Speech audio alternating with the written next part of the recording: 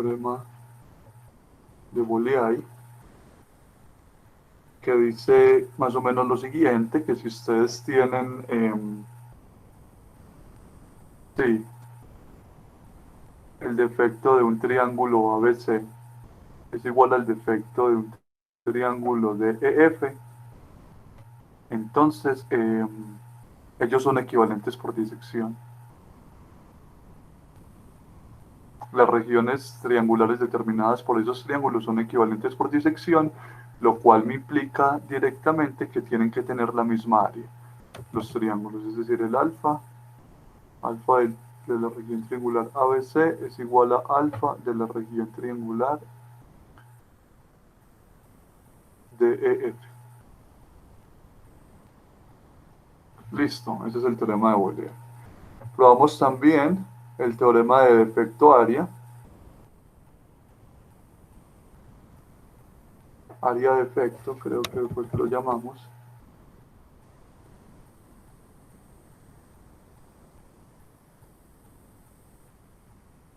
Teorema de área de efecto que dice lo siguiente, dice que existe, ¿cierto?, una constante K tal que el área de un triángulo ABC es igual a K veces el defecto del mismo triángulo. Y esa constante sirve para todo triángulo. No importa cuál sea el triángulo, siempre va a ser la misma constante, ¿cierto? Acá uno tiene que K es independiente del triángulo.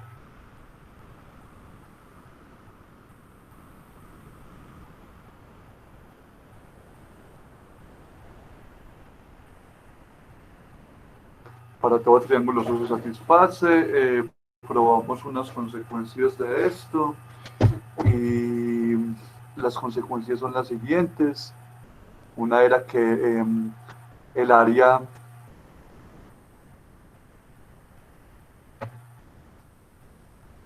de todo triángulo es acotada.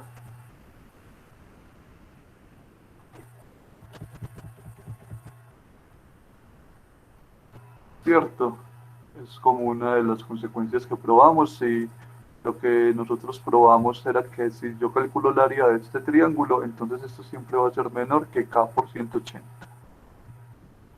Y esto para todo triángulo ABC. Siempre.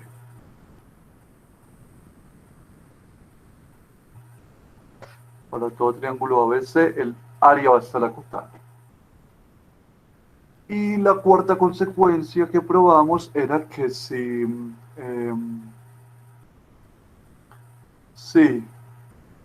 teníamos dos triángulos que tenían la misma área,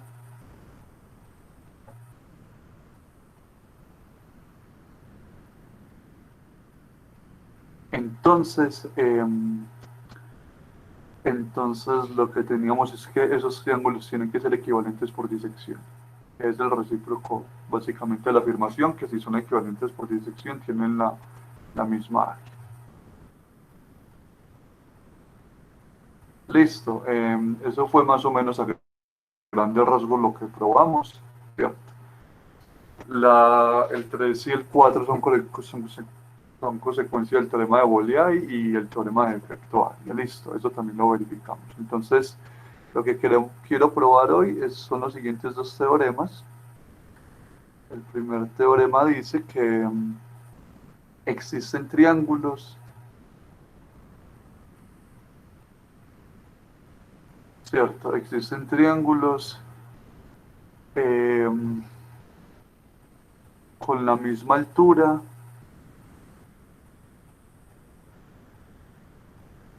y la misma base,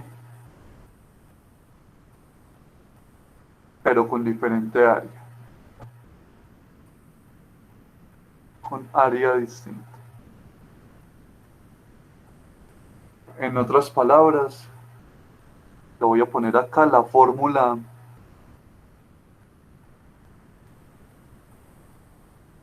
un medio de base por altura no es válida, bueno, para el área del triángulo no es válida en la geometría hiperbólica. Para el área de un triángulo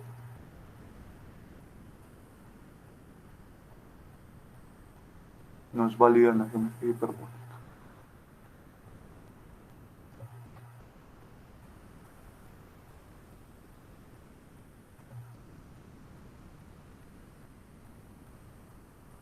Ok, ¿por qué? Por el hecho de que no existen los rectángulos y eso es algo que uno asume para poder estudiar área en la geometría euclidiana.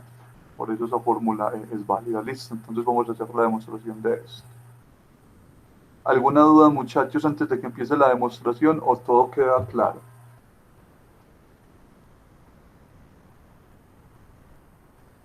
Profe, yo tengo una Muchachos, duda, pero de notación. Eh, sí, dime. la notación que tú utilizas para hablar de equivalentes por disección y área es con el triangulito relleno, pero en el libro lo utilizan con el triangulito normal. ¿Por qué la diferencia, profe? Pues yo sé que el Ah, triángulo con relleno es uno que em, incluye el interior, ¿cierto? Pues, claro, incluye el interior y eso es lo que me dice que es una región triangular, porque yo defino áreas para regiones poligonales. Si recuerdas el axioma de área neutro, yo defino área para una región poligonal. ah, Y la región poligonal está compuesta por regiones triangulares que consideran el triángulo con el interior, o sea, los bordes, o sea, los lados con el interior. interior. Entonces, por eso yo lo pongo relleno, porque ahí, así no contradice la notación inicial de lo que es el área para una región poligonal. Ah, ya, ya, Ok, ya. Sí, señor, porque gracias. si yo solo considero ese conjuntico, eso no tiene área porque ese conjunto es unidimensional, solo tiene tres líneas y el área de Claro, algo claro. unidimensional es cero. Entonces, ahí por Ah, ejemplo el libro se contradice en la notación. Él tiene varios errores. Yo me he dado cuenta que tiene varios errores de notación. Entonces, ese es por ejemplo uno de ellos. listo, profe, gracias. Bien, listo. La for, listo. Entonces vamos a probar esto. Entonces, pues sea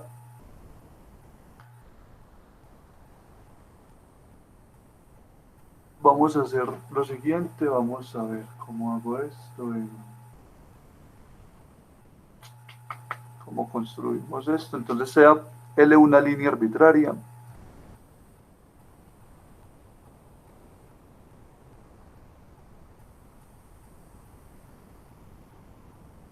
¿cierto? Y P, un punto que no pertenece a L,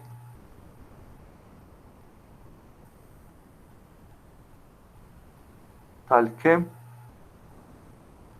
la distancia de P a L es igual a 1.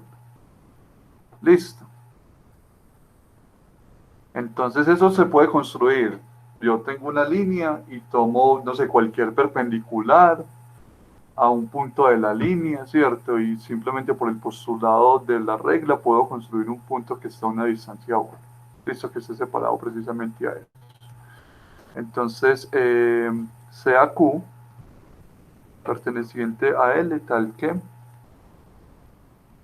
pues PQ es precisamente la distancia de P a L y es igual a 1. Listo, entonces simplemente lo que hago es voy a considerar esta línea acá, una línea por aquí arbitraria, L y por acá yo tomé un puntico P y lo que estoy diciendo es que esto de acá vale 1 y acá es el punto Q. Listo. Entonces por el postulado de la regla podemos construir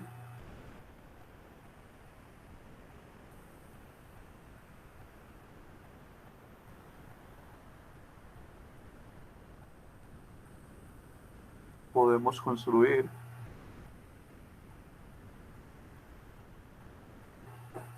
eh, una sucesión de puntos o una secuencia de puntos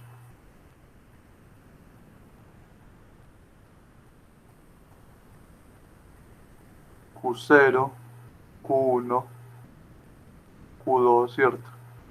Hasta Qn. EN, tales que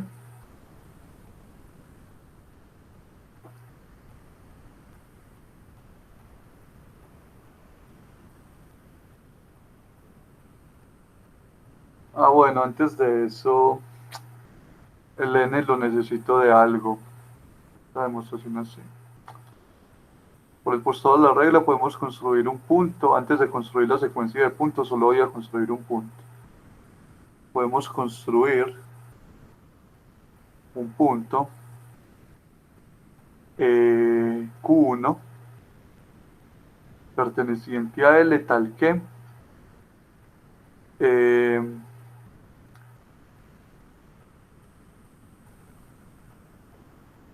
Q1, ¿cierto? Como que Q1 está a la izquierda de Q, a la derecha, perdón, y lo que mide el segmento QQ1 es igual a 1. O sea, voy a construir por acá un punto Q1 de tal manera que Q está separado de Q1 por una distancia de 1. Listo.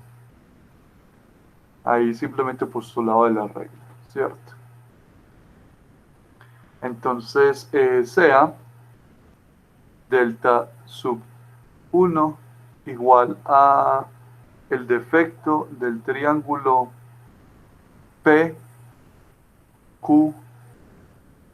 ¿no es cierto?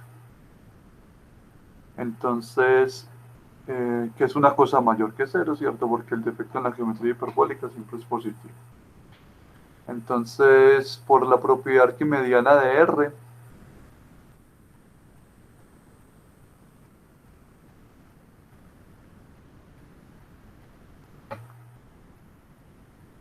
existe un número natural n tal que n por S delta de 1 es mayor que 180. Ok, propiedad arquimediana con delta de 1, que es el defecto de ese triángulo que acabo de construir, ¿cierto? Con el triángulo PQQ1 y 180, ¿cierto? Siempre existe un n tal que esta condición se me satisface. Propiedad arquimediana. Listo, entonces ahora lo que quiero hacer es construir una secuencia de puntos.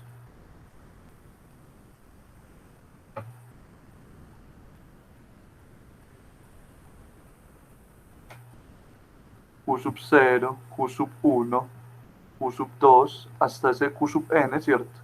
Hasta ese n, pertenecientes a L, tales que los vamos a tener ordenados de esa manera. Q va a ser igual a Q sub 0, por acá va a estar Q sub 1, por acá Q sub 2, bla, bla, bla, hasta Q sub n, son colineales de esa manera. Y además, Q sub i menos 1, Q sub i, o sea, la distancia que hay de uno hacia el otro, es igual a 1 para todo i igual a 1 hasta n, listo. Es decir, todos esos puntos están distanciados una distancia igual a 1. Bien. Entonces, por acá vamos a tener el punto Q sub 2, está separado en 1, por acá va a estar Q sub 3, va a estar separado 1, bla, bla, bla, hasta que por acá vamos a tener el punto Q sub n, que va a estar separado a una distancia 1 de Q sub n menos 1. Listo, y entonces puedo construir los triángulos. Puedo trazar estas líneas acá, y puedo construir unos triángulos, ¿cierto? Bien, entonces observe que los triángulos,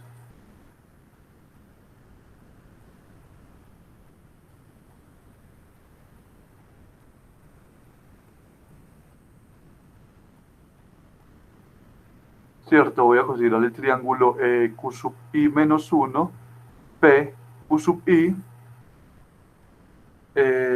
tienen base Q sub i menos 1, Q sub i igual a 1, y altura. ¿Cuál es la altura de esos triángulos, muchachos?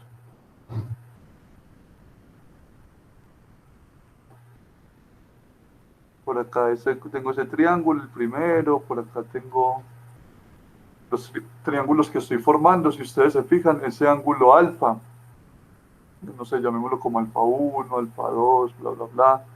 Me puedo ir así, ¿cierto? Esos ángulos alfa son, por el teorema del ángulo exterior, son mayores que 90 grados, ¿cierto? Y entonces, como son mayores que 90, la altura relativa pues al lado Q sub i menos 1 Q sub i es precisamente ¿quién? PQ. Entonces, la altura es, tiene que ser el mismo segmento PQ para todos los triángulos. ¿Eso queda claro o no, muchachos? Que ese PQ es la altura para cada uno de esos triángulos.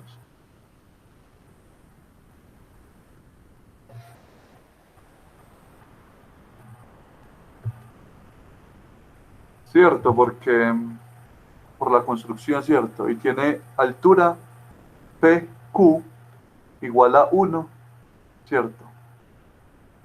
Para todo y igual a 1 hasta n. Todos tienen la misma altura y tienen base igual a 1. La base es q sub i menos 1 q sub i, tienen altura precisamente eso. Eso es por el teorema del ángulo exterior.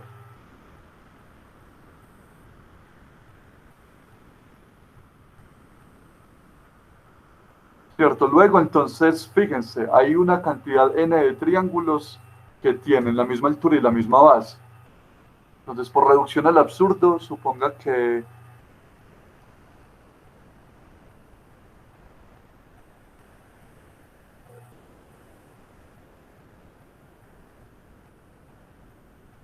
eh, los triángulos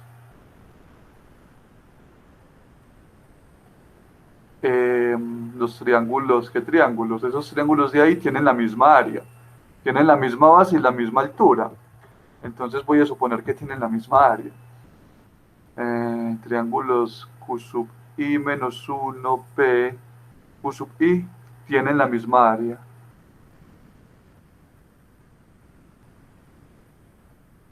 ¿Cierto?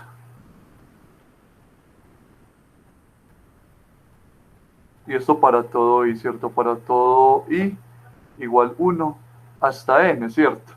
Entonces si tienen la misma área, por el teorema de área de efecto, entonces tienen que tener el mismo defecto. Así, por el teorema de área de efecto, si tienen la misma área, tienen el mismo defecto. ¿Por qué? Porque fíjense en lo que es el teorema de área de efecto. Me devuelvo, me dicen, la imagen ya llegó ahí a donde me devuelve. Sí, profe. Muchachos. Sí, ya llegué. Entonces, si tienen la misma área, entonces se iguala, ¿cierto? Se iguala esa área, pero como K es independiente, entonces K es lo mismo para ambos. Entonces se cancela la K y por lo tanto tienen que tener el mismo defecto. Entonces, por ese teorema, si tienen la misma área, siempre tienen que tener el mismo defecto. Entonces, por el teorema de área de efecto, esto implica que todos los triángulos que tienen el mismo defecto.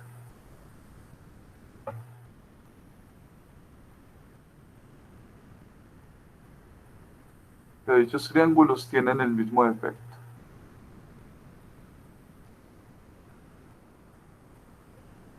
Así,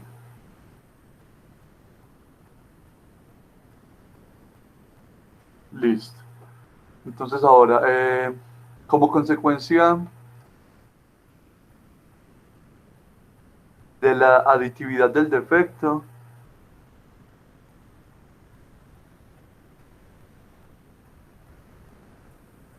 vamos a tener lo siguiente.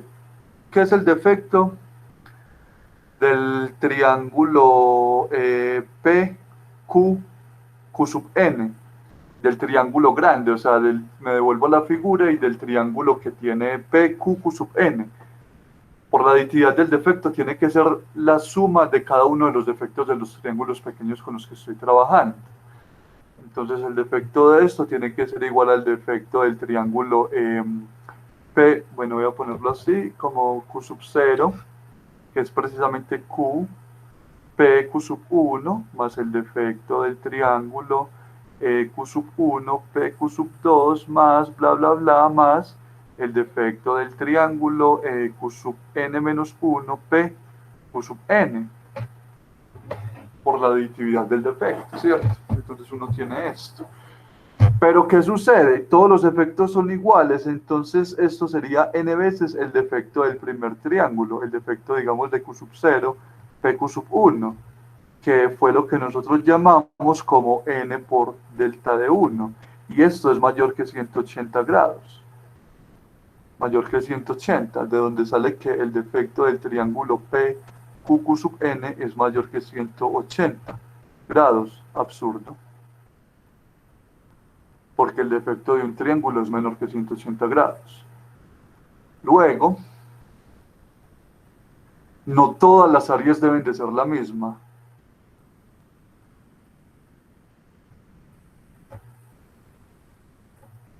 No todas las áreas de los triángulos, ¿cierto? Q sub i menos 1, PQ sub i son las mismas. Es decir, deben existir al menos dos que tienen área diferentes. Deben existir al menos dos de estos triángulos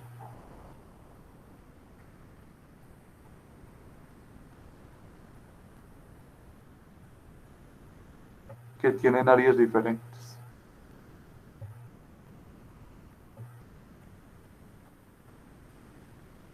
Listo, pero si se fijan, son triángulos que tienen la misma base y la misma altura. Base igual a 1 y altura igual a 1. Entonces, ¿qué acabamos de probar? Que existen al menos dos triángulos que tienen la misma base y la misma altura, pero tienen áreas diferentes. Por lo tanto, esa fórmula, ¿no?, de un medio de base por altura dividido 2 para el área de un triángulo no es cierta en la geometría hiperbólica. ¿Queda claro el resultado, muchachos? Sí, profe, está claro. Muy bien, listo, entonces, excelente.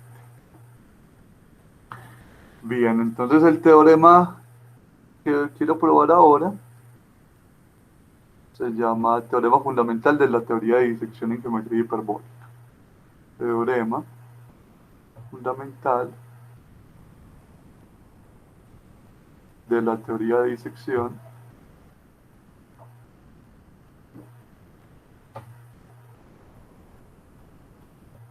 en geometría hiperbólica.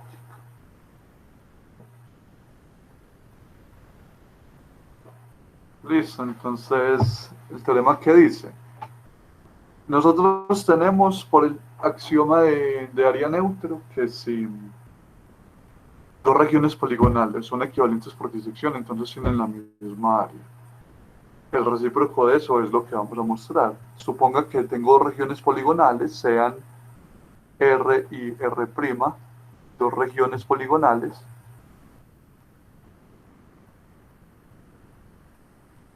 tales que el área de una región es igual al área de la otra región. Entonces, esas áreas son equivalentes por disección. Esas regiones poligonales son equivalentes por disección. Listo. Entonces, la demostración que voy a dar de esto es de manera recursiva. Voy a hacer como un bosquejo, simplemente.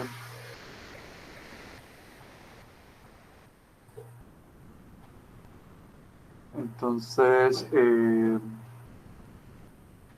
tengo que probar yo para que sean equivalentes por disección? Que tengo dos regiones, o sea, que puedo construir triangulaciones de las regiones poligonales y una correspondencia entre, cierto, regiones triangulares, perdón, tengo que hacer una triangulación de las regiones poligonales por la misma cantidad de triángulos y generar una correspondencia biyectiva entre triángulos que sean congruentes. Listo.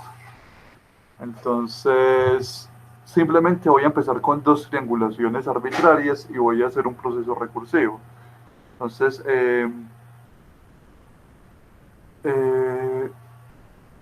listo, entonces sean no sé, T1, sea T1, T2, hasta Tn, una triangulación para R y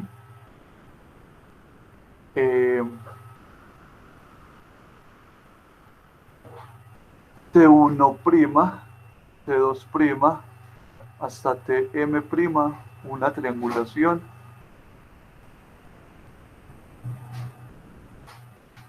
para R'. Entonces, como a partir de estas dos triangulaciones me puedo hacer a dos triangulaciones que tengan la misma cantidad de triángulos y que haya una correspondencia biyectiva entre regiones triangulares congruentes. Listo. Entonces, ¿cómo vamos a hacer? Entonces, sea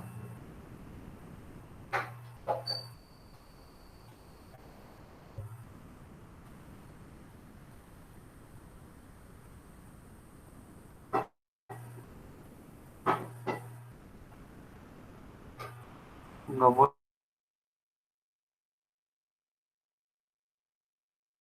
como así, con este conjunto.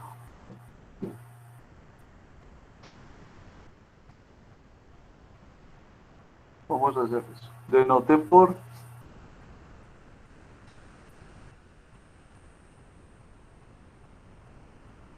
alfa de t sub j 0 igual al mínimo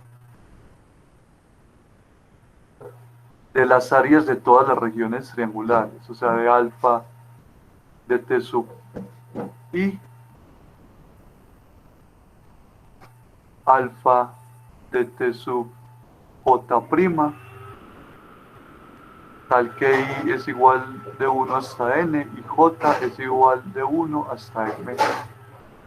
Es decir, yo tengo, para una región poligonal, tengo una triangulación con los t sub i, con i de 1 hasta n. Y para la otra región poligonal, tengo una triangulación diferente con los t'. Entonces, como son finitas, ¿cierto? Porque son cosas finitas, yo puedo tomar el mínimo de las áreas. ¿Ok? Entonces hay una de esas áreas que tiene que ser mínima, porque es un conjunto finito. Entonces ese mínimo tiene que existir. Debe haber alguna más pequeña.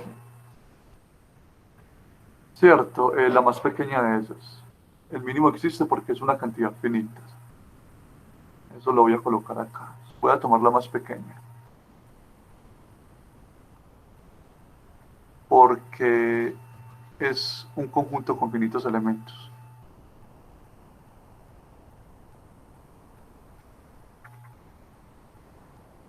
¿Cierto? Entonces, sin pérdida de generalidad, suponga que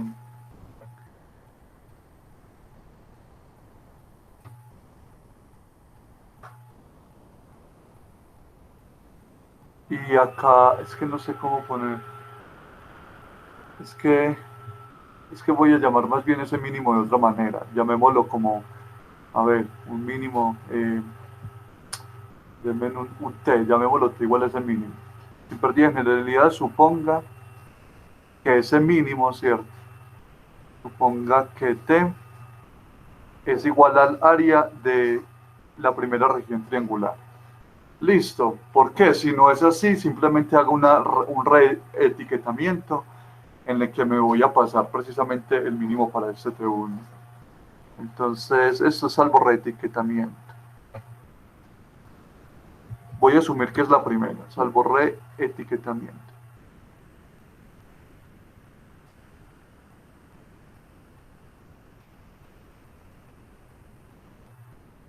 Voy a decir que es el del primer triángulo, o sea que de T1, pero si por ejemplo fuese el primer triángulo de la triangulación de la región R', o sea, alfa de T1', entonces la construcción que voy a hacer aquí la hago con esa región poligonal, ¿cierto?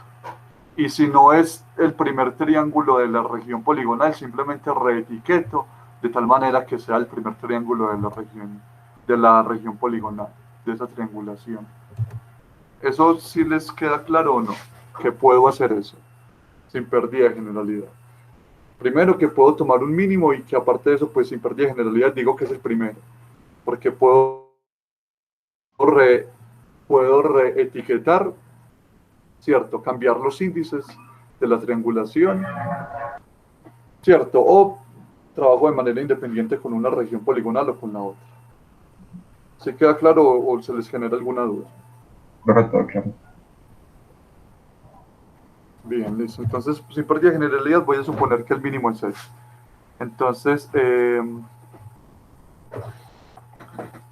voy a poner paso 1.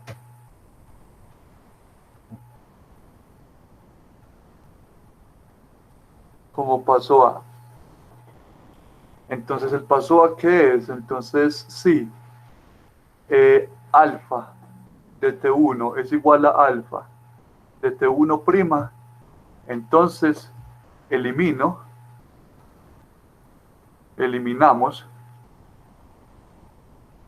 las regiones triangulares T1 de R y T1' de R' para obtener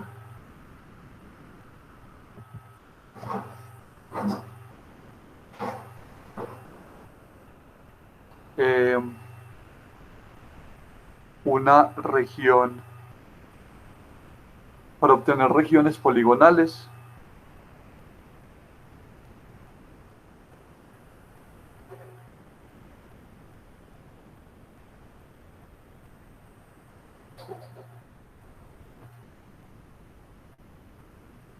R1 y R1', tales que el área de la región poligonal que tengo al quitar el triángulo T1 es igual al área de la región poligonal que tengo al remover el triángulo T1'. ¿Por qué esto va a suceder? Porque hoy estoy removiendo dos triángulos que tienen la misma área, ¿cierto? Porque se da esto, por hipótesis.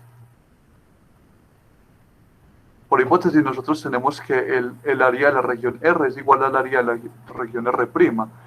Entonces, si ustedes remueven dos triángulos que tienen la misma área, entonces simplemente lo que voy a obtener es que quité dos partes iguales a cada una, entonces el área no se va a alterar, cierto, pero va a seguir siendo la misma.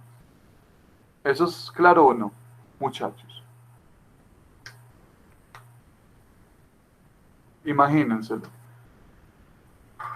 Voy a poner, ahorita hago un esquema de eso, pero imagínense en eso. Entonces yo tengo dos regiones poligonales que tienen la misma área y en cada una corto dos pedazos que tienen la misma área. Si yo quito esos pedazos, la región poligonal que me va a quedar va a tener la misma área, cada una.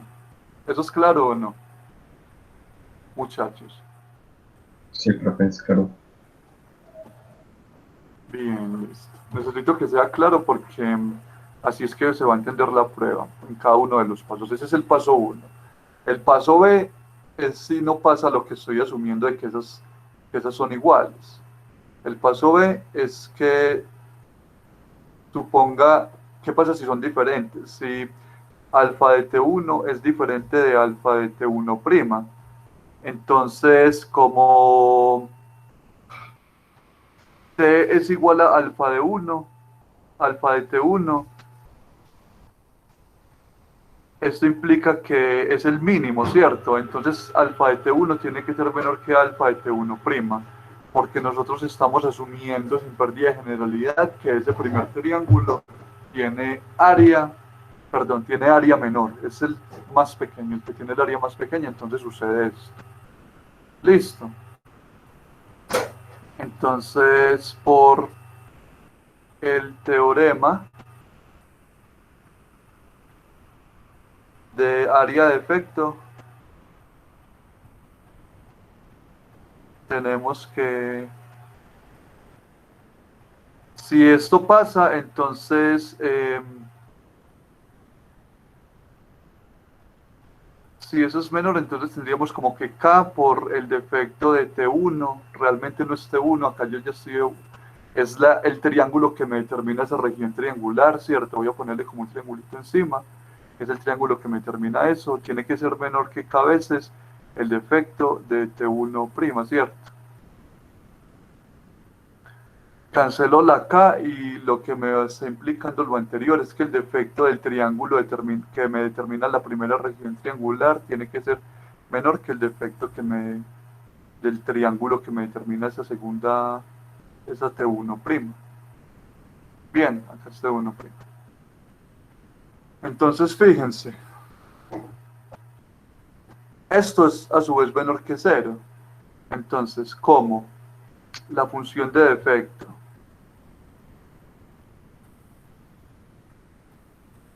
es continua.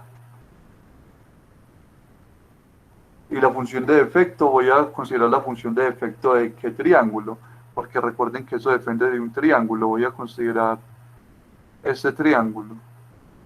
Es continua. Entonces, por el teorema del valor intermedio,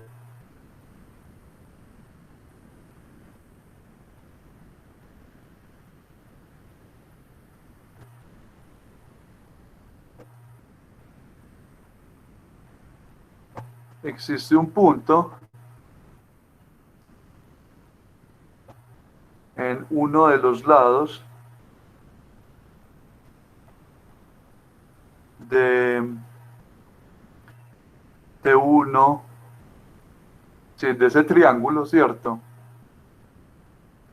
¿Cierto? Tal que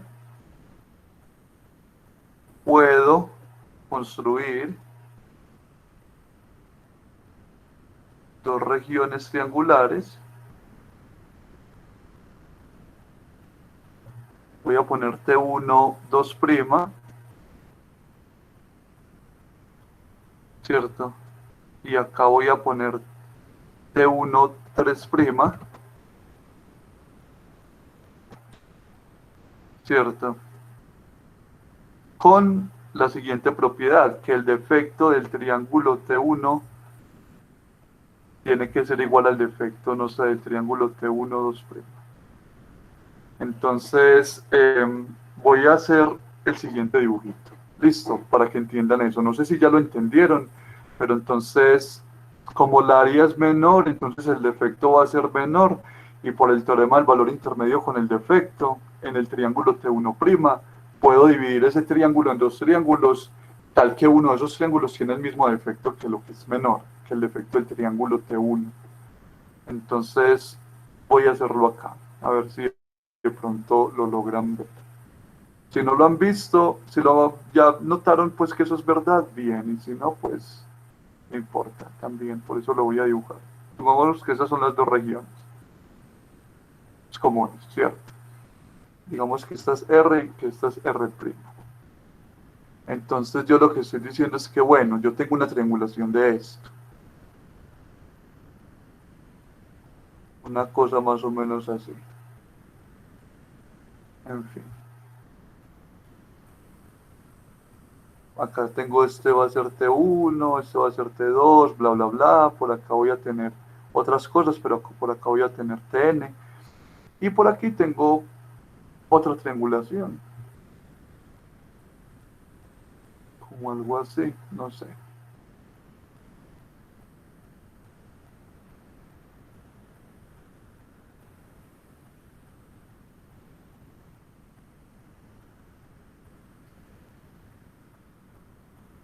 Entonces por acá tengo T1', T2', bla, bla, bla. Y por acá tengo TM'. Es como eso. Si ustedes se fijan, lo dibujé como de tal manera que el área de alfa, nosotros tenemos esto, es como una hipótesis, que alfa de T1 tiene que ser menor que alfa de T1', ¿cierto? Esto nos implicó que el defecto del triángulo que me determina la región triangular T1 tiene que ser menor que el defecto del triángulo que me determina la región triangular T1', ¿cierto? Entonces lo que yo dije en la cosa anterior es que yo puedo construir por aquí un punto, llamémoslo, no sé, un punto X1, de tal manera que este triángulo que me va a dividir ese triángulo T1' en dos regiones. Voy a tomar acá, esperen, ese no me sirve tanto.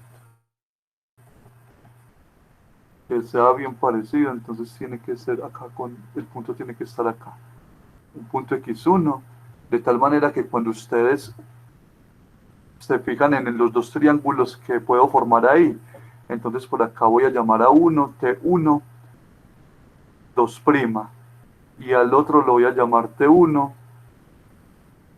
3'. Entonces hay uno de esos que es T1' que tiene que tener el mismo defecto de T1. Listo, entonces eso fue lo que dije anteriormente. ¿Esto por qué? Por la condición de que las áreas son menores y eso me implica que los defectos tienen que ser menores. Eso me permite construir esas dos regiones triangulares ahí, satisfaciendo precisamente esa condición. ¿Queda claro eso o no, muchachos?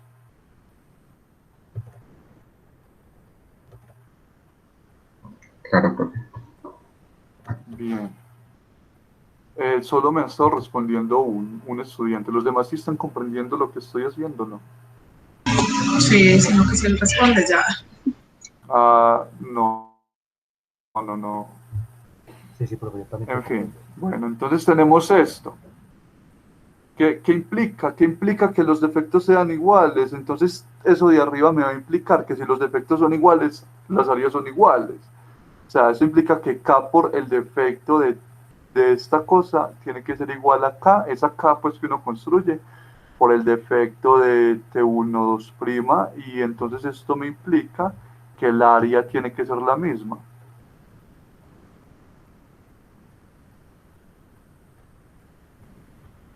Entonces ahora, ¿qué voy a hacer? Entonces, como en el paso A, removemos los triángulos T1, los triángulos no, las regiones triangulares, ¿cierto? Removemos las regiones triangulares.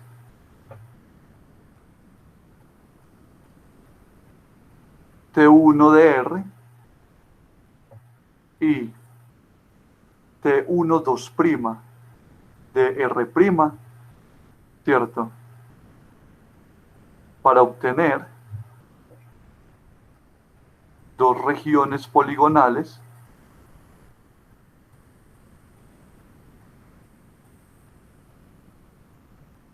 R1 y R1', tales que el alfa de R1 tiene que ser alfa de R1'. Si se fijan, antes de poder hacer lo que hay en el paso 1, tuve que hacer esto, ¿cierto? Si lo que sucede es que alfa de T1 era diferente de alfa de T1'. Entonces, ¿por qué? Porque si se fijan, obtenemos dos regiones triangulares T1 y T1, 2' que tienen la misma área. Entonces, como tienen la misma área, entonces, como tienen la misma área, entonces si yo quito esas dos regiones triangulares de la región poligonal, como por hipótesis yo tengo que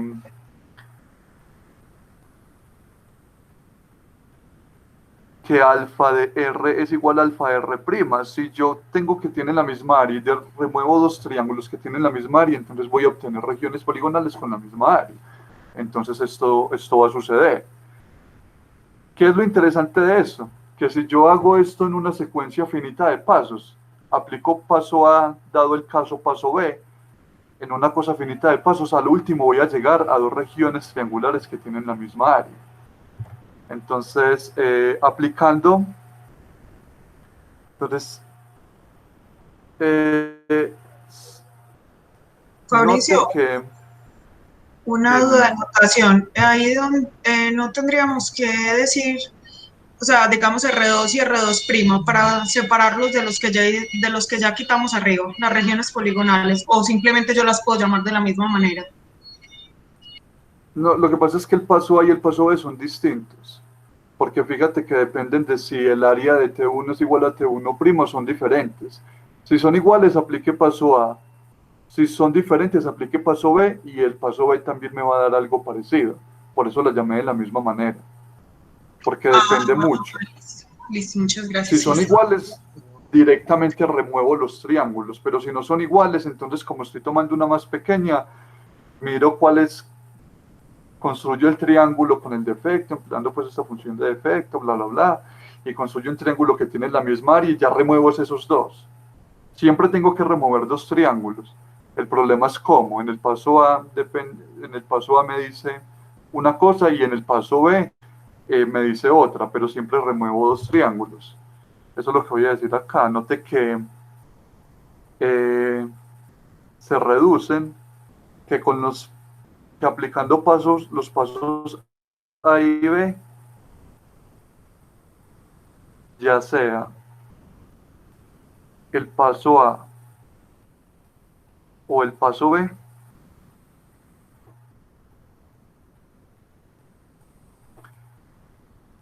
las regiones poligonales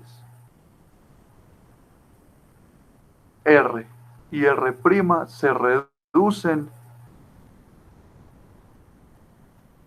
a dos regiones poligonales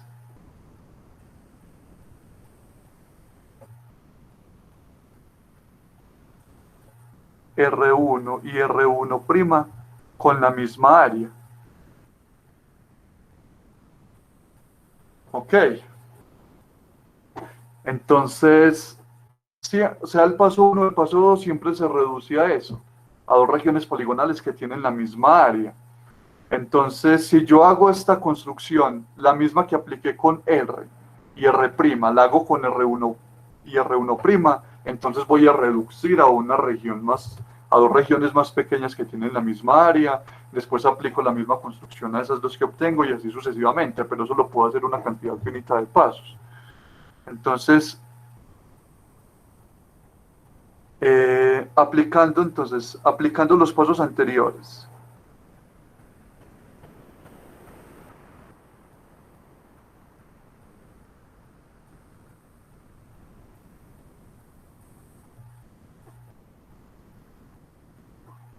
A las regiones R1 y R2 y R1', podemos obtener regiones poligonales R2 y R2' con la misma área. Porque lo que hago es simplemente, hago lo mismo que hice con R y R' y obtengo esto, ¿cierto? Entonces, después de una cantidad finita de pasos,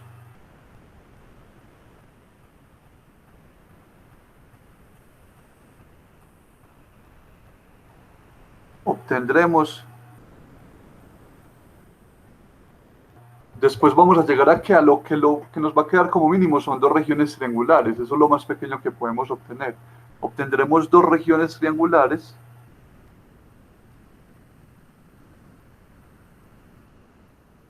que tienen la misma área.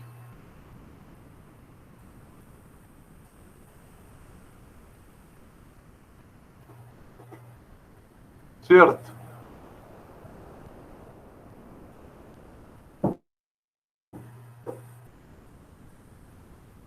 Listo, que tienen la misma área.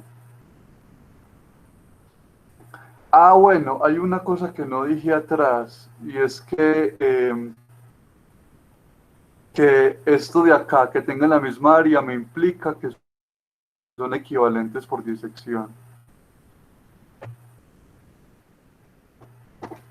Por un resultado que nosotros probamos, que si son dos regiones triangulares que tienen la misma área, entonces esas cosas son equivalentes por disección. Recuerdan, me voy a devolver, es como la consecuencia 4 que probamos la clase pasada, que si dos regiones triangulares tienen la misma área, esas regiones son equivalentes por disección.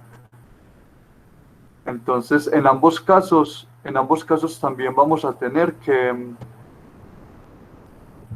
esas cosas que se están removiendo son equivalentes por disección.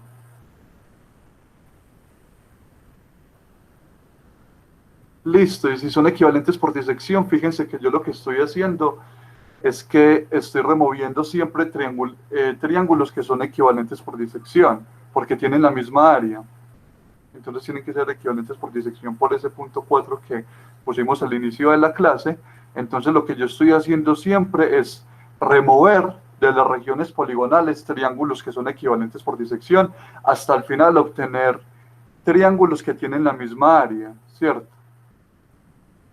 Y como tienen la misma área son equivalentes por disección. Entonces,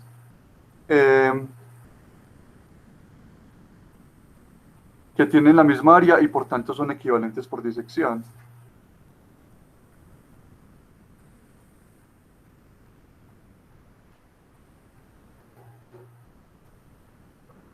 ¿Cierto? Así, entonces, en otras palabras, ¿cierto? Con la construcción anterior, en la construcción anterior siempre se remueven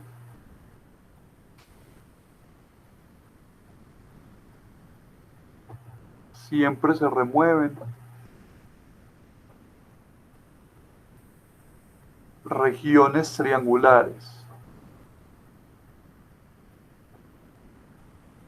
equivalentes por disección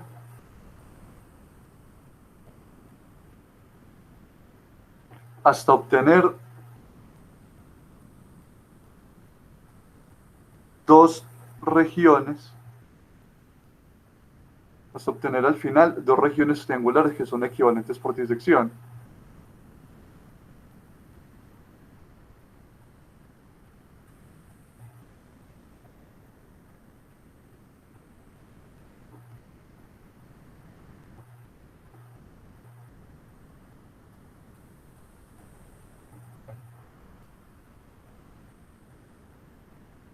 Luego, las regiones iniciales tenían que ser equivalentes por disección. ¿Por qué? Porque siempre se remueven regiones triangulares que son equivalentes por disección y al final se obtienen dos que tienen la misma área, lo que implica que son equivalentes por disección. Entonces, como conclusión al final, tiene que ser que las dos regiones iniciales eran equivalentes por disección y con eso se termina la prueba. ¿Sí entienden las ideas o no, muchachos de la prueba? Porque yo tengo una duda, es que, pues, ¿qué me garantiza que yo no me quedo, digamos, infinitas veces en el paso B? O sea, digamos, yo tengo que las dos regiones triangulares son diferentes, entonces hay una triangulación de una de las dos regiones triangulares que sea igual a la otra, y ahí removería esas dos que son iguales. Sí.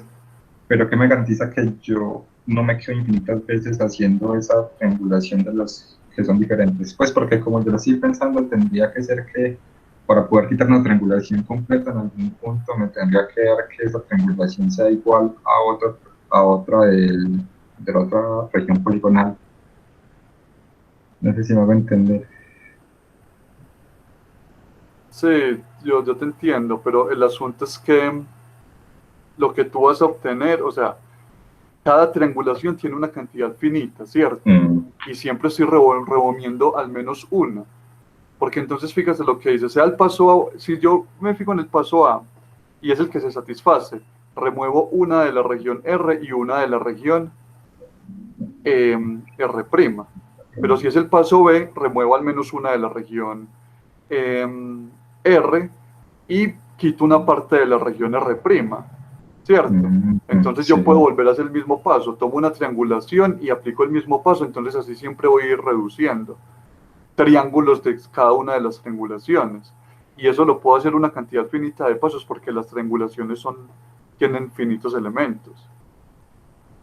Okay. O sea, no hay manera de que, como está la construcción, uno se quede haciendo eso de manera infinita, porque va a llegar un momento en el que va a agotar al menos los triángulos de una triangulación, de una de las regiones poligonales. Entonces ahí por último obtengo un triángulo, y entonces en la otra puede que me quede un polígono, pero entonces sigo partiendo hasta que obtenga simplemente un triángulo. Ahí voy a obtener ya entonces cosas que son, ¿qué? Dos triángulos que van a tener la misma área, porque eso es la consecuencia de la construcción, que siempre obtengo regiones poligonales con la misma área. Ah, sí señor, ya lo veo. Ahorita sí lo notan. Sí, gracias, gracias. Bien. Es difícil de ver al principio, pero realmente cuando uno mira claro, como es una cantidad finita de pasos, sea con una o con otra, ¿cierto? Porque siempre estoy reduciendo regiones triangulares de alguna. Llega un momento en el que alguna va a tener es un triángulo y puede que la otra tenga una región poligonal, pero sigo haciendo el proceso. Y como de la región triangular que me queda, siempre obtengo regiones triangulares, en la otra, a lo último, me tiene que quedar es una región triangular. Y entonces ahí ya concluyo. Ok, muchachos, entonces esos eran los teoremas de área en la geometría hiperbólica que teníamos que ver, que es como lo importante, listo. Entonces, bien, hasta acá llega la parte de área. Ahora lo que vamos a ver son modelos. Listo. Entonces, ahora lo que vamos a ver son modelos. El tercer parcial creo, bueno, todavía no sé si les voy a evaluar algo de modelos, pero lo que les vaya a evaluar de modelos no va a ser mucho. Probablemente el tercer parcial solo va a ser de defecto y área en la geometría hiperbólica. Y lo de área terminamos acá y lo de defecto ya lo habíamos visto antes. Listo. Entonces, la moraleja. ¿Cuál es la moraleja que les queda? Que en geometría hiperbólica defecto y área son la misma cosa. Por eso puedo definir el área de un triángulo en la geometría hiperbólica como su defecto. Ok. Entonces, bien. Eso era como lo importante. Entonces ahora vamos a ver modelos. Listo. Entonces es modelos.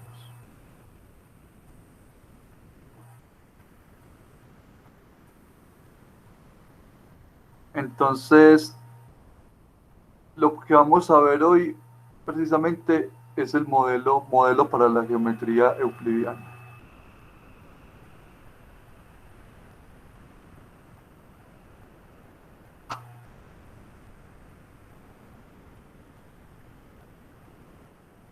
Entonces, necesitamos un modelo en el que todos los axiomas de la geometría euclidiana se puedan interpretar. Entonces, necesitamos un espacio con una métrica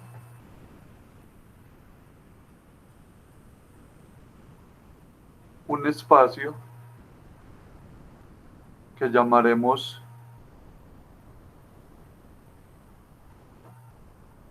plano con una métrica la cual nos dará una manera de medir, la cual nos dará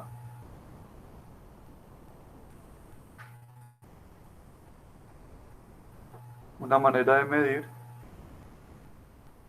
en el cual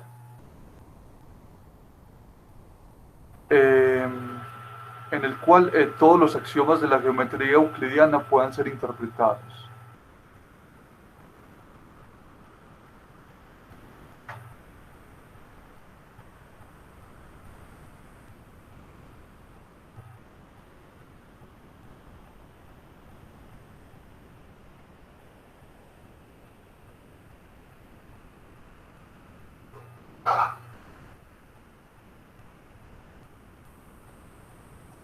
Listo, entonces necesitamos un conjunto que sea plano, necesitamos definir qué es punto, necesitamos definir qué es línea, cómo medimos la distancia entre dos puntos en ese plano, se tiene que satisfacer el teorema el postulado de existencia, el postulado de incidencia, el postulado de la regla, el postulado de transportador, el postulado de separación del plano, el postulado de lado-ángulo-lado.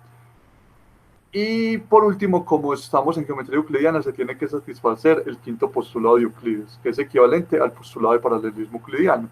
Entonces, tenemos que probar que se satisface ese axioma también. Entonces, si encontramos ese espacio con esa métrica que me permite probar los axiomas, o sea, se satisfacen ahí, eso me va a determinar un modelo para la geometría euclidiana y todos los teoremas que probamos, bueno, no, yo con ustedes no, pero cuando ustedes vieron su curso de Geometría 1 con el profesor que lo hayan visto, todos esos teoremas de geometría euclidiana que probaron se satisfacen en ese espacio. Siempre se tienen que satisfacer porque eso es lo que nos dice la teoría, como la construimos, ¿cierto?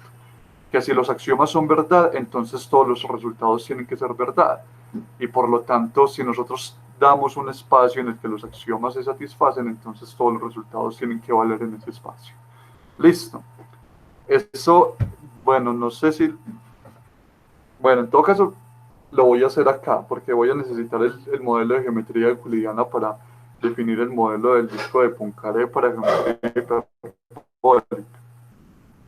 Entonces, ¿alguno de ustedes vio ese modelo o no, el modelo de geometría euclidiana, y verificaron que los axiomas se satisfacían en ese modelo?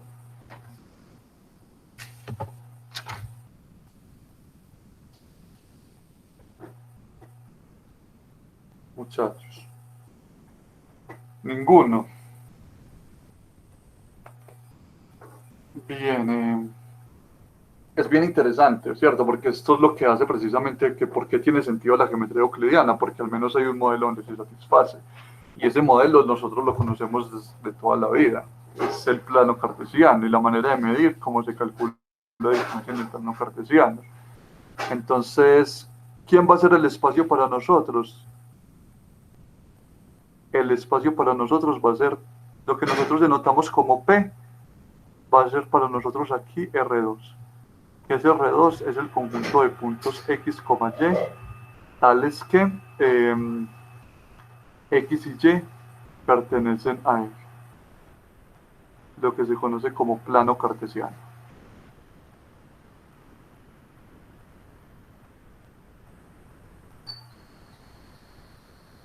¿Qué es un punto acá? ¿Qué son los puntos? Los puntos son elementos de R2.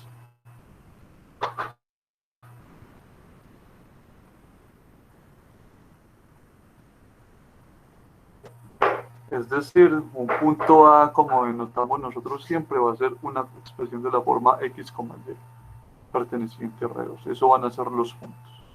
¿Cómo son las líneas? Porque necesitamos definir líneas, que era otro término indefinido. Las líneas aquí van a ser ¿qué? Cosas de la forma ¿qué?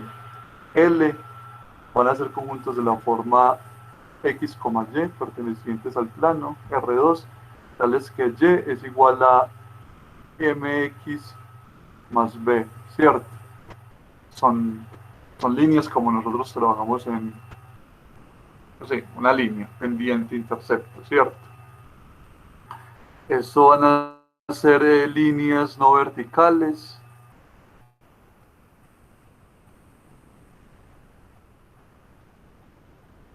Y las líneas verticales son cosas de la forma, simplemente puntos de la forma A, Y, pertenecientes a R2. O lo que uno a veces pone como simplemente X igual a A. Listo, que son las líneas verticales.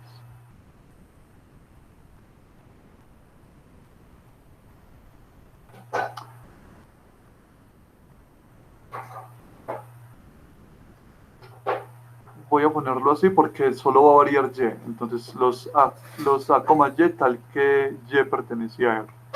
Listo, eso es una línea vertical. Simplemente estoy diciendo que X es igual a A y Y puede ser cualquier valor. Y eso es una línea vertical. Listo, entre las dos verticales están las líneas horizontales. Listo. ¿Por qué? Porque cuando tengo un punto sobre una línea vertical no hay una buena noción de pendiente, porque la pendiente, recuerdan esa formulita que y2 menos y1 sobre x2 menos x1, pues si A es igual, si estoy sobre una línea vertical tengo una indeterminación, por lo tanto tengo que analizar las líneas verticales por separado. Listo. Entonces esos son los puntos, esos son las líneas, ese es el espacio. Entonces, bien conocido, ¿cierto? Desde el colegio tenemos eso. Entonces acá está el plano cartesiano, que va a ser el plano para nosotros. Entonces acá va a ser, esto va a ser R2. Los puntos van a ser expresiones A, X, Y. Estos van a ser los puntos, ¿cierto? Eso los puedo marcar de esta manera. Y las líneas son simplemente líneas en este plano cartesiano. que son cosas de la forma, ¿cierto? Y igual a mx más b, donde por acá está el punto B, ¿cierto? Esto es 0, B, que se llama intercepto, M es pendiente, y B se llama intercepto. Listo, o pueden ser líneas verticales, una cosa así. X igual a. Ok. Claro, entonces más o menos cuál es la cosa con la que vamos a trabajar para verificar los axiomas. Es el plano cartesiano. Entonces, la manera de medir, entonces la forma de medir.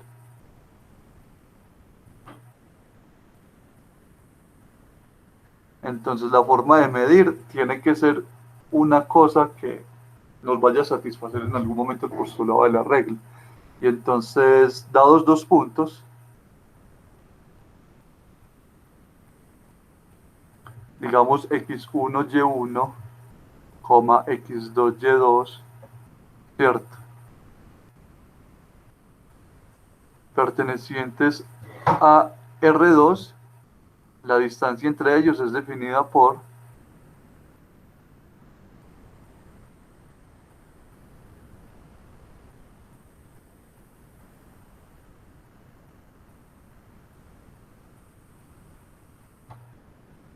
¿cómo se define? Voy a ser bien explícito, ¿cierto? Así. Por definición, esto es la raíz de ¿qué? De x1 menos x2 al cuadrado más y1 menos y2 al cuadrado. Esta es la noción de distancia. Y esta es básicamente la métrica usual de R2.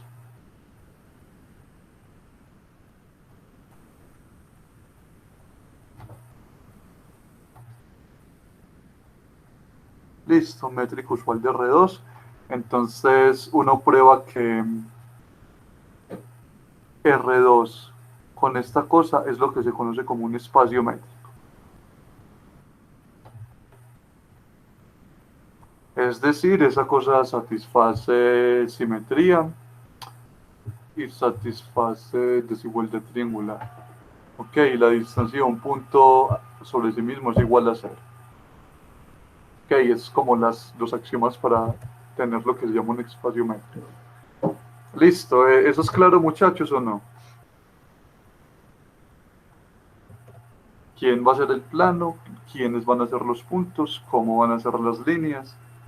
¿Y cómo va a ser la manera de medir que vamos a utilizar? ¿Sí queda claro o no? Sí.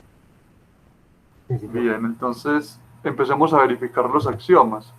Entonces, veamos que los axiomas se satisfacen en este espacio. Veamos que los axiomas de la geometría euclidiana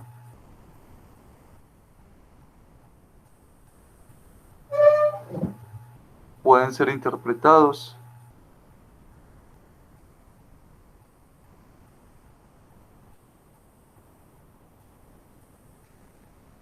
en R2 con esta métrica. Listo. Entonces el primero de ellos, ¿cuál es? Postulado de existencia.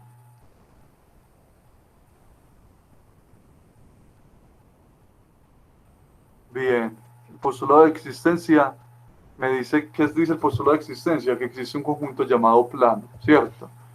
Entonces, claro, P igual a R2, listo. Donde los puntos son las parejas ordenadas de números reales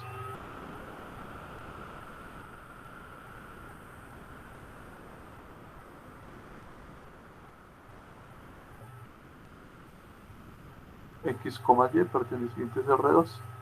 Entonces, se satisface el postulado de existencia. Tengo un plano donde tengo puntos. Y de hecho tengo infinitos puntos, ¿cierto? Entonces ese se satisface de manera trivial. El segundo, postulado de incidencia.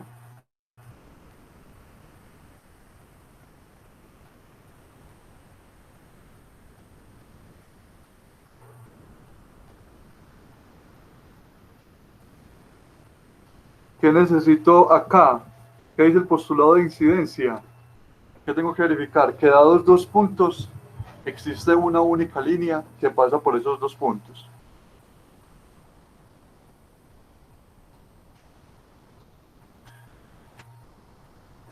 Entonces, dados dos puntos, tengo que mostrar que existe una única línea que pasa por esos dos puntos. Entonces, sean x1, y1 y x2, y2, dos puntos distintos.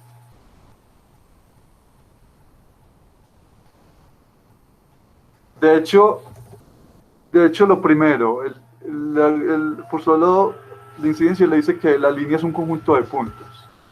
Toda línea está contenida en el plano, ¿cierto?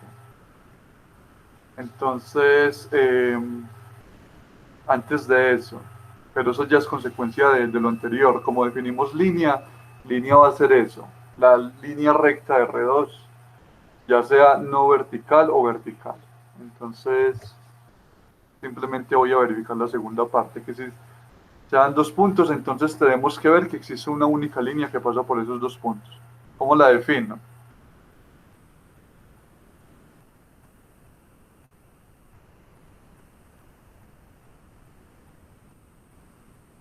Si x1 es igual a x2, ¿cierto? Igual, digamos, a un x, defina L. Bueno, entonces acá, antes de eso, veamos que existe una única línea L.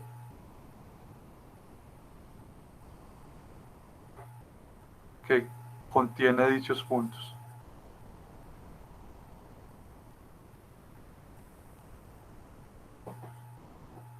Entonces, ¿qué pasa si x1 es igual a x2?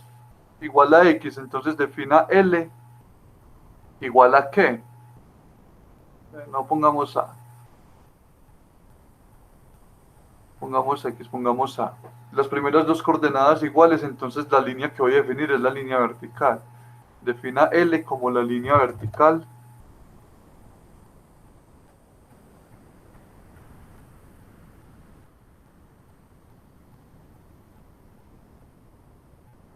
X igual a A. Entonces, si ustedes se fijan en esa línea, X1, Y1 pertenece a L.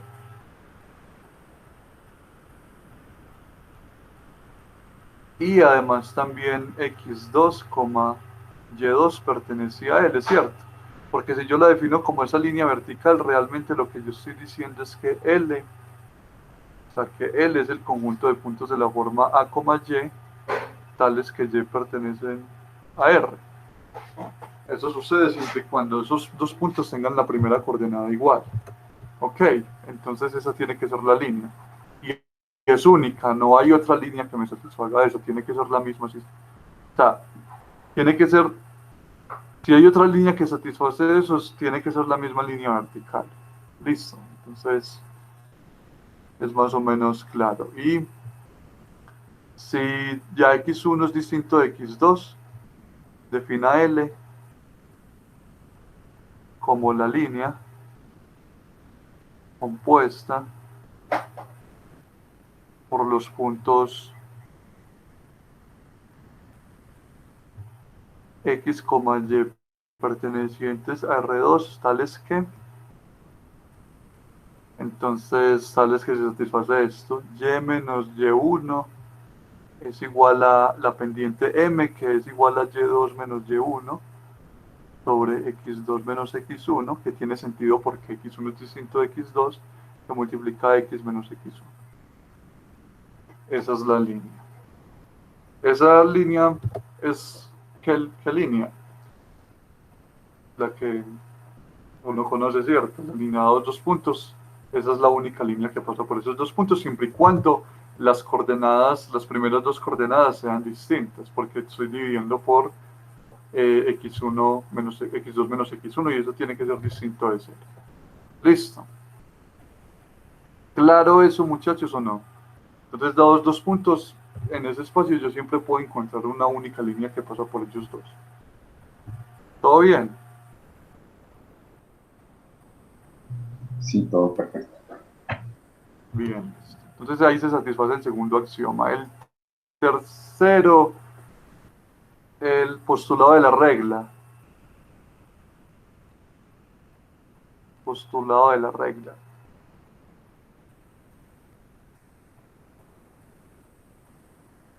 Y entonces el postulado de la regla es equivalente a obtener una función coordenada. Este es equivalente a poder definir una función coordenada.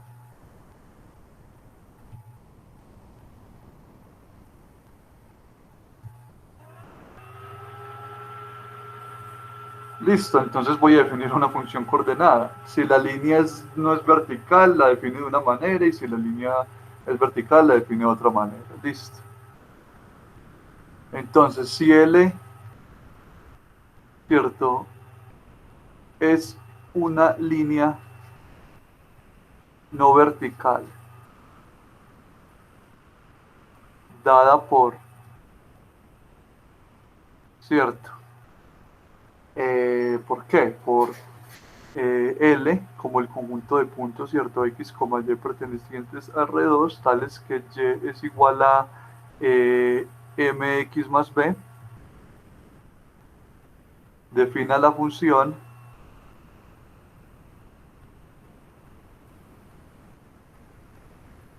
f de xy. Bueno, la función f que va desde L hasta R, que toma un xy y me lo envía a f de xy, ¿cierto? X y y es un punto en la línea, entonces me lo voy a definir como x por raíz de 1 más m al cuadrado. Entonces, ¿qué tengo que ver yo para verificar que eso es una función de coordenada? Tengo que ver que es una función biyectiva, que me define una isometría con respecto al valor absoluto. Entonces, veamos que esto es una función de coordenada.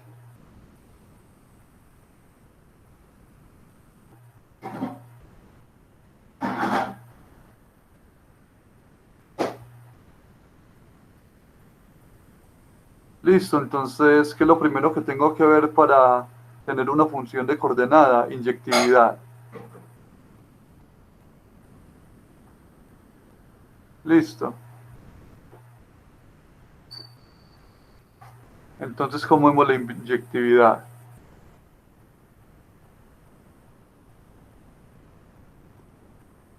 ¿Mm?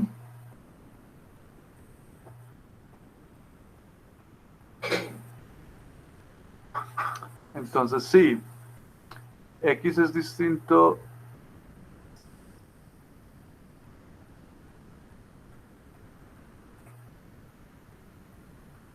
¿Cómo probamos la inyectividad? A ver.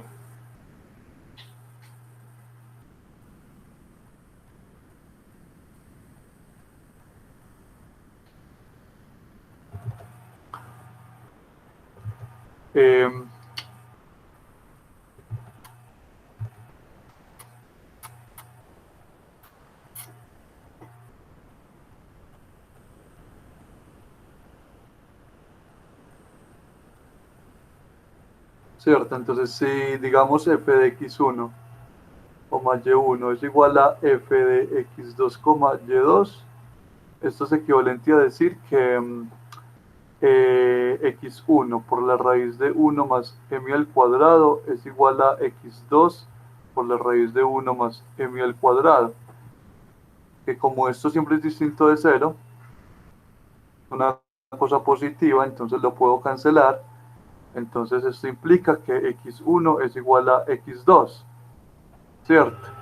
Y si x1 es igual a x2, entonces yo voy a tener que m de x1 más b tiene que ser igual a m por x2 más b, ¿cierto?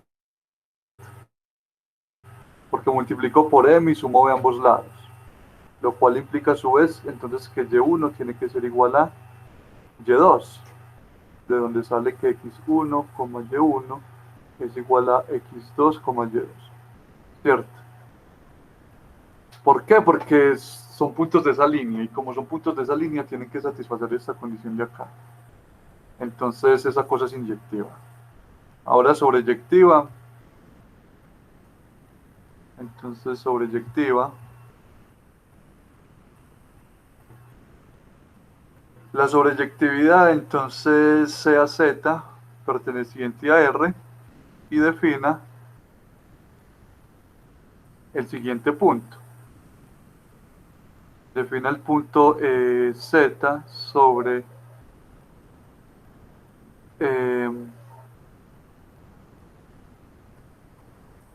1 más raíz de 1 más m al cuadrado, coma, cierto, este punto.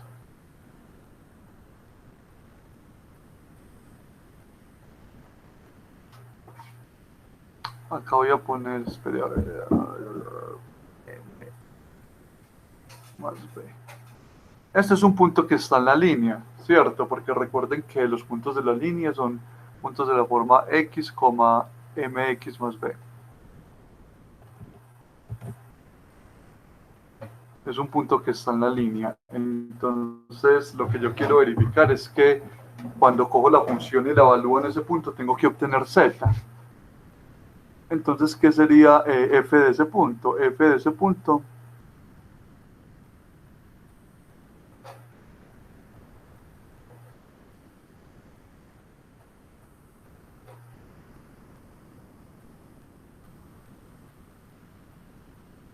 por la definición de la función siempre va a ser la componente x, en este caso sería z dividido raíz de 1 más m al cuadrado por raíz de 1 más m al cuadrado, y ahí se cancelan y me queda z. Por lo tanto es sobreyectivo porque z era arbitrario. Listo. Clara la inyectividad y la sobreyectividad. Bueno, muchachos.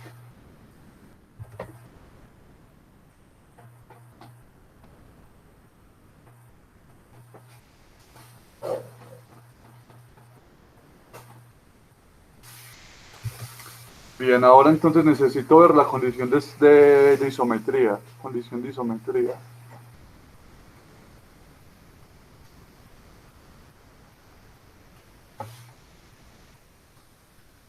La condición de isometría es que tengo que verificar esto. Que si tomo dos puntos, o sea, que se satisface esta condición, que el valor absoluto, que la distancia entre los puntos x1, y1, x2, y2 es igual precisamente al valor absoluto de f de x1, y1 menos f de x2, y2 para los puntos x1, y1 y x2, y2 pertenecientes a la línea L. Entonces vamos a hacer eso. Por un lado, ¿qué me da la distancia de esos puntos? Sería la distancia de x1, y1, x2, y2, ¿cierto? Pero como pertenecen a la línea, yo sé que entonces tendría que calcular la distancia de x1, mx1 más b, x2, mx2 más b.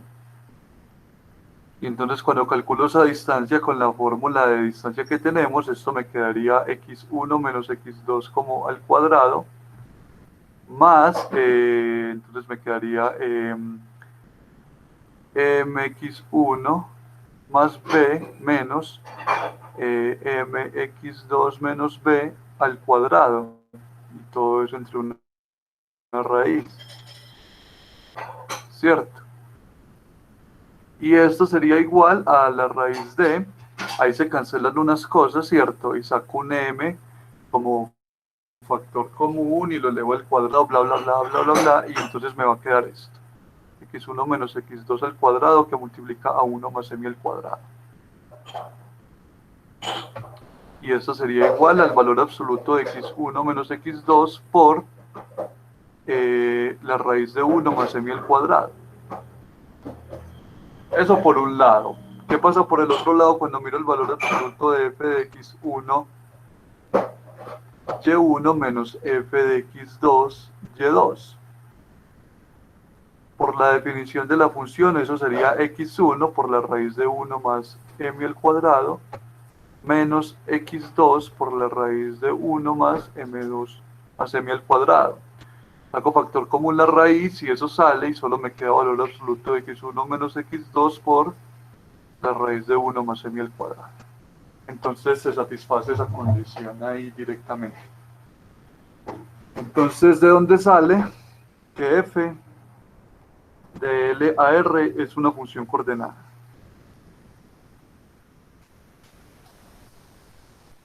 Como es una función coordenada, me permite establecer precisamente el postulado de la regla y por lo tanto el postulado de la regla se satisface. Listo. Entonces eso solo es el caso en el que no es vertical. El otro caso es que si L es vertical,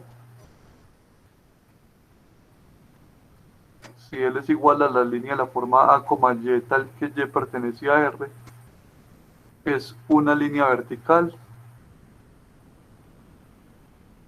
Defina la función coordenada, va a ser la línea, va a ser f que va de L a R, que toma un punto A, Y y me lo envía a f de A, Y me da Y.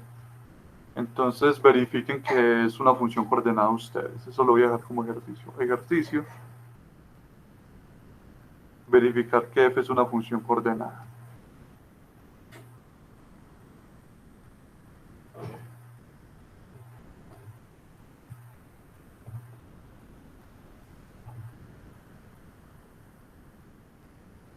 Listo.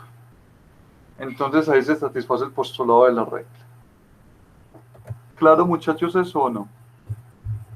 Entonces ya hemos verificado cuántos tres. Existencia, incidencia y postulado de la regla. Ahora miramos el postulado de separación del plano. Entonces,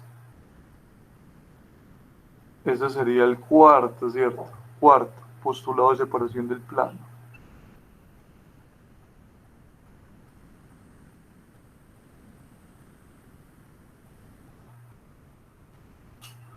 Tenemos que ver que una línea me parte el plano R2 en dos conjuntos disyuntos que son convexos y que si yo tomo dos puntos en lados diferentes, el segmento de línea recta que me une esos dos puntos me intersecta precisamente a la línea. Listo. Entonces, ¿cómo vamos a definir esos dos conjuntos convexos? Entonces, bien, acá entonces vamos a hacer lo siguiente.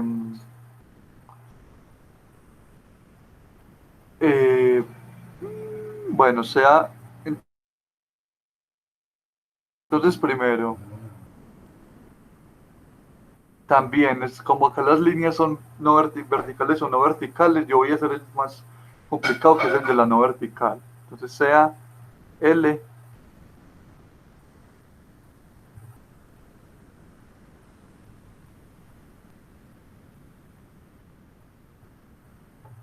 una línea no vertical. Listo. Entonces vamos a definir los semiplanos. Listo.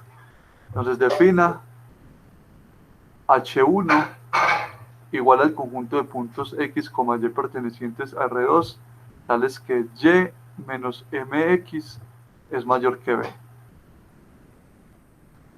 Y defina H2 al conjunto de puntos X, Y pertenecientes a R2, tales que Y menos MX es menor que B. ¿Cierto? Entonces, claramente,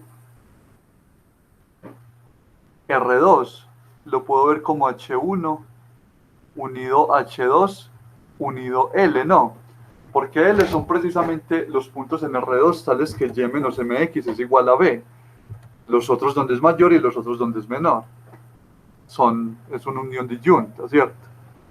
Claramente eso pasa y H1 intersectado con H2 es igual al vacío. Es decir, no hay puntos donde Y menos MX sea mayor que B y después menor que B, no. Esa intersección siempre es vacía. ¿Claro eso, muchachos, o no? Entonces tengo que ver que son convexos. Eso es lo que tengo que ver. Veamos que esos conjuntos son convexos. Entonces, lo primero, veamos que H1 y H2 son convexos.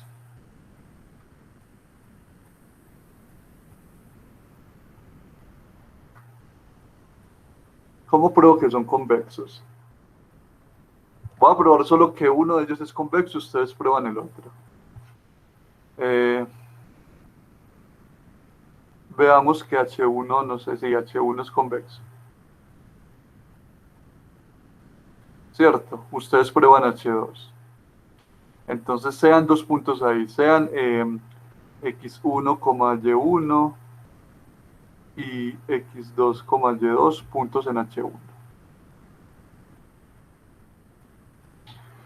Entonces tengo que probar que eso es convexo. Listo, entonces, ¿qué significa que sea convexo? Muchachos.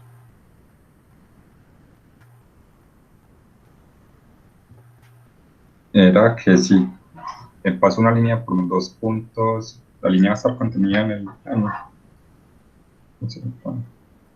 El segmento, o sea que el segmento de línea que conecta los dos puntos está contenido en el conjunto, listo. No la línea, es el segmento. Entonces, ¿cuál es el segmento de línea recta que me une esos dos puntos? Entonces veamos que el segmento de línea recta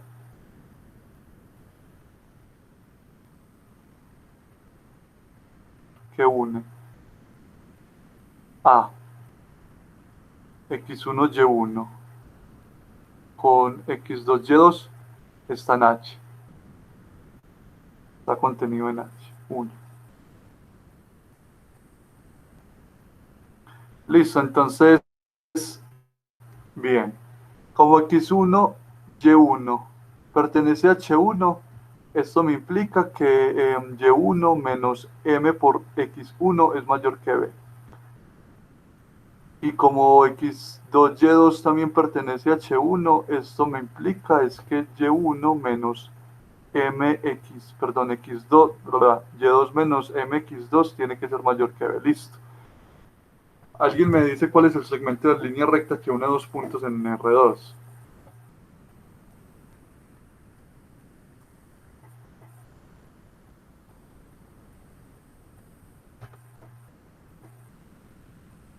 ¿Cuál es el segmento de línea recta que une dos puntos en R2?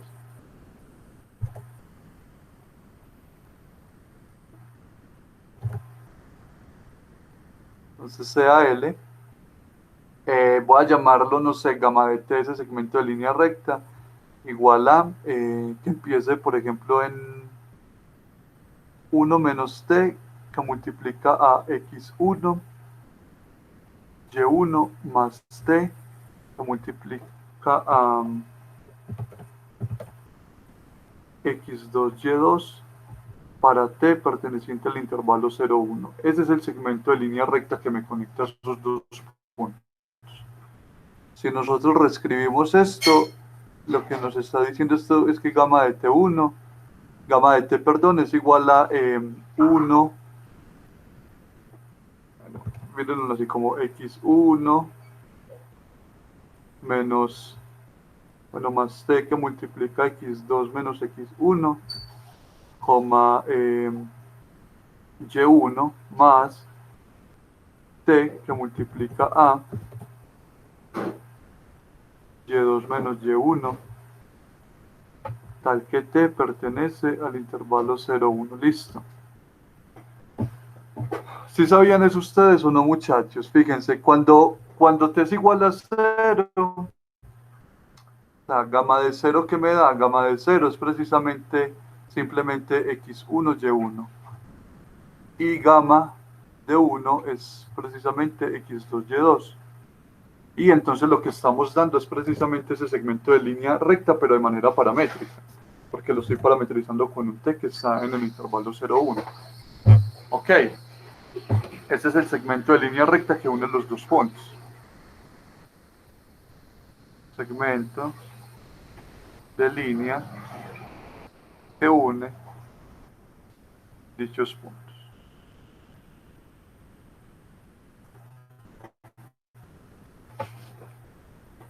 ¿Queda más o menos claro o no?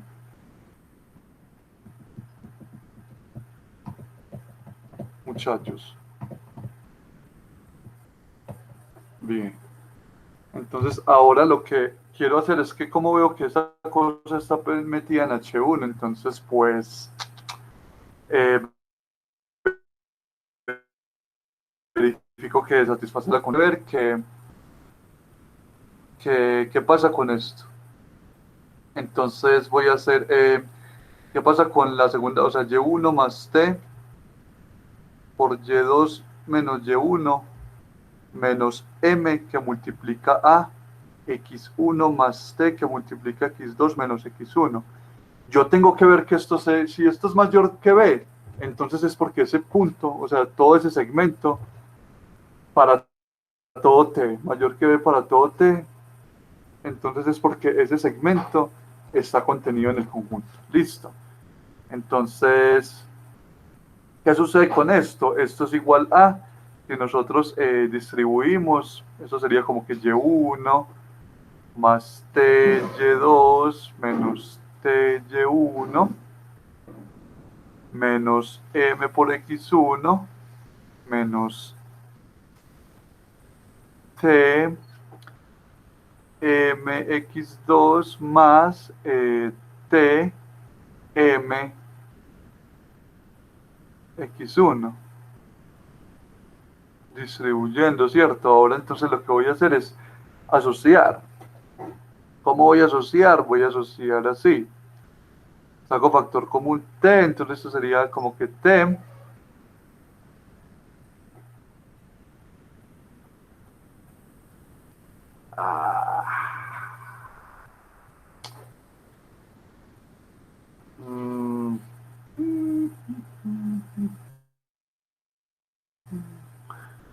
Bien, mío se ha servido mejor de la otra forma, pero me va a tocar hacerlo así. Entonces, fíjense, esto sería t. Entonces, t que multiplica. Acá voy a poner a y2. Entonces voy a sacar ese factor común de t de este término de acá y de este término de acá.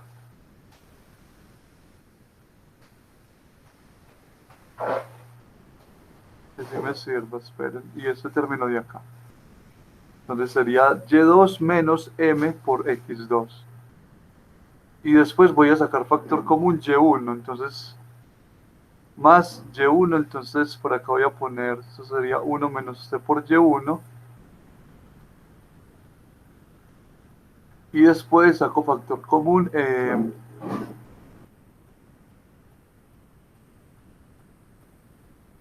menos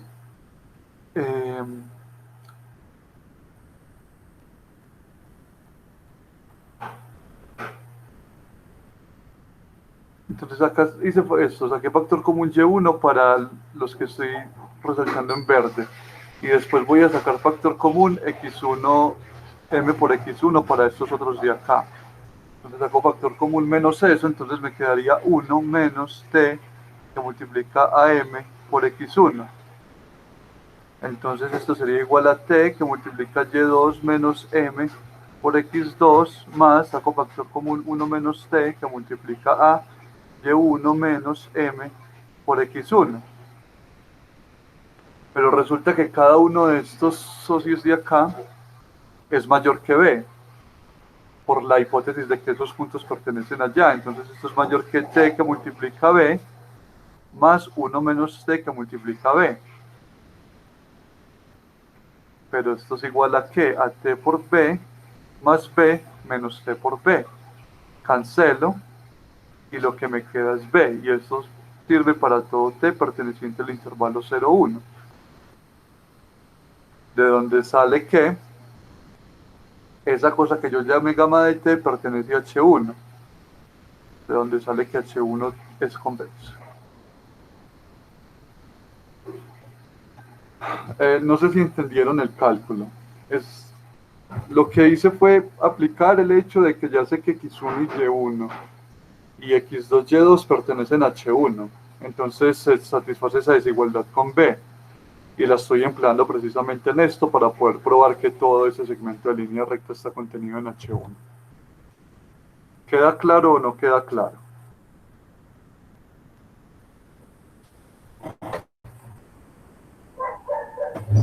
Sí, sí, claro, claro. Después revisan las cuentas, pero si se dan cuenta son bien elementales. Simplemente es verificar lo que quiero, o sea, poner lo que quiero en el conjunto que está, utilizando las cosas que ya tengo. Entonces, análogamente se prueba para H2.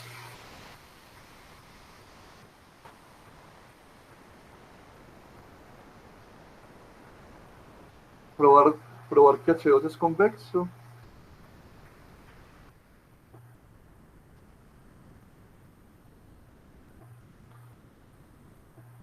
Es como la primera parte del ejercicio en este caso, y probar que son convexos. Eso ya. Probar que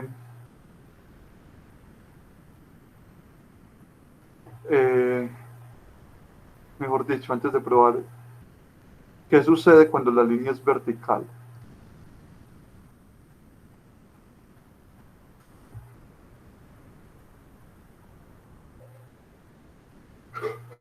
¿Quién es H1, quién es H2 y cómo prueban que son convexos también? Listo. Y bueno, muchachos, creo que no, o sea, lo que hace falta todavía falta mucho. Porque entonces esta es solo la primera parte del postulado de separación del plano, porque hay que probar otra parte, y es que si yo tengo dos puntos en semiplanos opuestos, ¿cómo probar que el segmento que me une esos dos puntos intersecta la línea que me parte el plano en esos dos, H1 y H2? Después nos toca mirar el postulado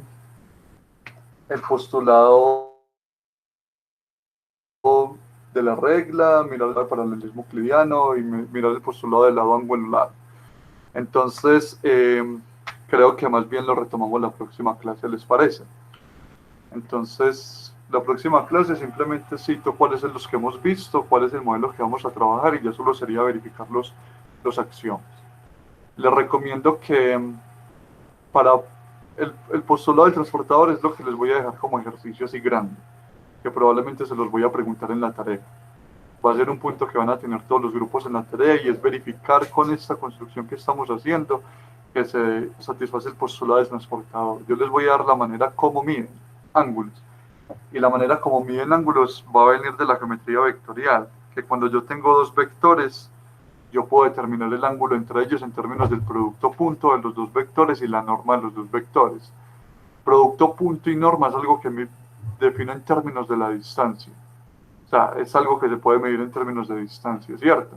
O sea, son operaciones que no dependen de algo externo, pues. O sea, son operaciones que se pueden definir. Y el ángulo, la medida de ángulo, se va a definir como el coseno inverso de una expresión que voy a obtener ahí. Y cómo verificar que esa expresión me permite concluir las cosas del postulado del transportador. Eso es largo, pero es posible hacer, por eso yo les voy a decir cuál es la noción de medida que van a utilizar. Y eso va a estar en la tarea. Ok.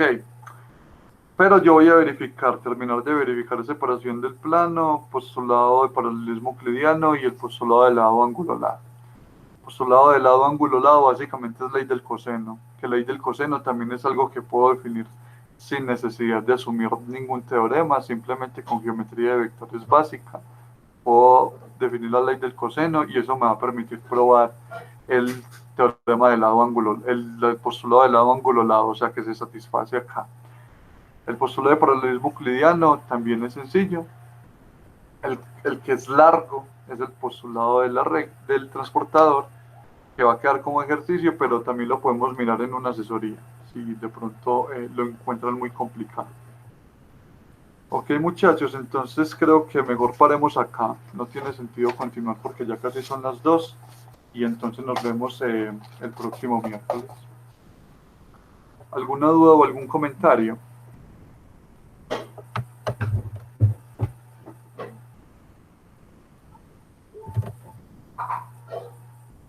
Muchachos. Muchas gracias.